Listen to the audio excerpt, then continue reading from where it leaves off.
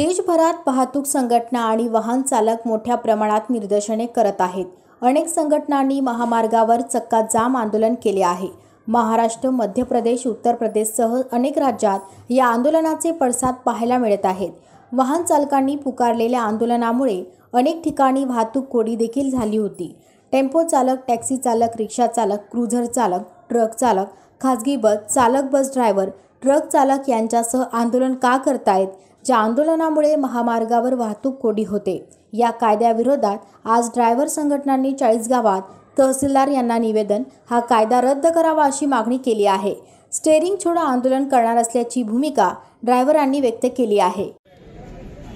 तर आम्ही जे भारतामध्ये जेवढं चक्काजाम चालू आहे त्या अनुषंगाने आम्ही 40 मध्ये सुद्धा ड्रायव्हर बांधवांकडून चक्काजाम केलेला आहे। शासनाने जो बेकायदेशीररित्या जो अध्यादेश लागू केलेला आहे ड्रायव्हर लोकांवर ते रद्द करण्यात यावं अशी आमची रास्त मागणी आहे।